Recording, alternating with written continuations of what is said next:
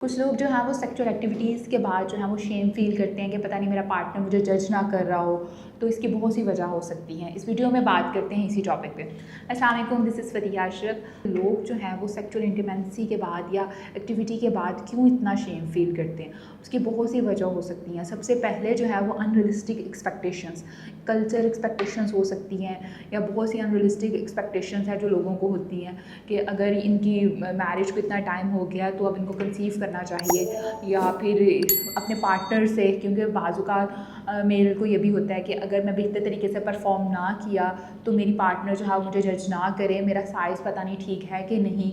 क्योंकि बाज़ू का जो है वो लोगों के लिए सिर्फ़ और सिर्फ साइज़ मैटर करता है, लेकिन हर दफ़ा हर जगह जो है वो साइज़ मैटर नहीं करता।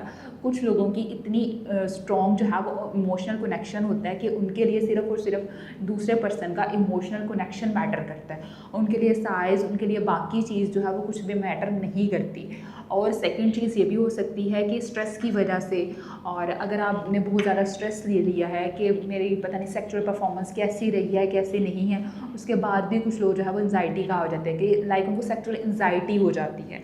उनके माइंड में बार बार यही थॉट्स आते हैं कि मैं बेहतर परफॉर्म नहीं कर पा रहा, मैं क्यों नहीं कर पा रहा, मैं क्या ऐसा करूँ, बार बार वो इसी चीज़ को जो है वो रिपीट करते हैं। कम्युनिकेशन इश्यूज़ भी आ सकते हैं। कम्युनिकेशन इश्यूज़ ये भी होता है कि एक पार्टनर जो है वो किसी और तरीके से अपने डिज़ायर को परफॉर्म करना चाहता है, लेकिन दूसरा पार्टनर उसका साथ नहीं देता। तो ये सबसे बड़ा गैप है। इसीलिए कभी भी जो है वो अगर आप कुछ भी स्टार्ट कर रहे हैं तो उससे पहले ओपन कम्युनिकेशन लाजमी करें, और इस इंटरकोर्स करने से पहले जो है फोर प्ले लाजमी करें। फोर प्ले से ये होता है कि आपकी दोनों पार्टनर्स की जो है वो कम्युनिकेशन ओपन हो जाती है।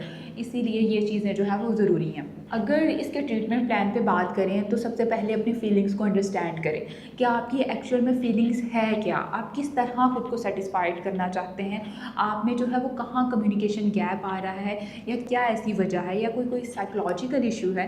तो सबसे पहले आपने इस चीज़ को आइडेंटिफाई करना है कि कहाँ पे इशू आ रहा है, कहाँ पे जो है वो आप लेक कर रहे हैं।